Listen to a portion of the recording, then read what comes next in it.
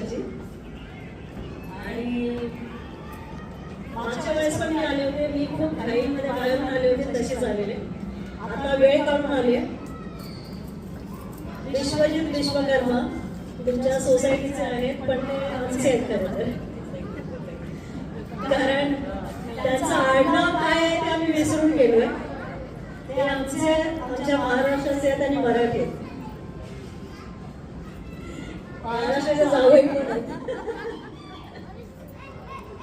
तर अभिमान यासाठी वाटतो की कोण कुठल्या भाषेचा आहे, कुठल्या प्रांतातून आलाय हे जास्त महत्वाचं नाहीये, पण महाराष्ट्रात येऊन महाराष्ट्राची संस्कृती, महाराष्ट्राच्या कल्चरचा, भाषेचा जर मान राखला तर आम्हाला खूप आवडतो. तो व्यक्ती आमचा होऊन जातो. आणि आज तुमच्या सोसायटीची पूजा आहे. आज माझ्या इथे सुद्धा सरस्वती पूजनचा कार्यक्रम होता, म्हणून थोडा उशीर झाला.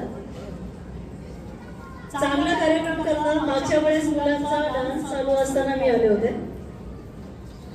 असाच कार्यक्रम करत राहा, कारण हीच वेळ असते सगळ्यांचा गेट टुगेदर होणं.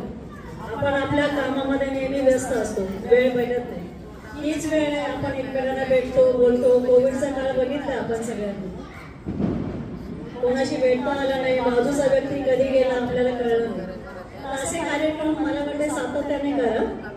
आणि महिलांचं योगदान महत्वाचं आहे, कारण महिलाच आहेत जे कार्यक्रम पार पाडू शकतात. पुरुष आहेत पण महिला नसेल तर पुरुष काही करू शकत नाही. म्हणून महिलांनी सक्रिय सहभाग घ्या. कल्चरल कमिटी नसेल तर बनवा. आणि आपले कल्चर आपल्या मुलांना सुद्धा कळलं पाहिजे. अशा प्रकारे सातत्याने आता मला वाटतं सुरुवात झाली आहे. 19 फेब्रुवारीला शिवजयंती आहे. सगळ्यांनी सक्रियतेने भाग घ्या. आपलं कल्चर काय ते आपल्या मुलांना दाखवा. मी कुठल्या पिक्चरचं कधी प्रमोशन करत नाही, पण 2 व्हिडिओ टाकलेत मी. 14 तारखेला छावा रिलीज होतो. आपले छत्रपती संभाजी महाराज आहेत, त्यांनी आपल्या देशासाठी, धर्मासाठी काय त्याग केलाय, काय बलिदान दिलंय ना, हे आपल्या लहान मुलांना सुद्धा कळलं पाहिजे. आणि महाराष्ट्रात जे बाहेरून आले त्यांनाही कळलं पाहिजे.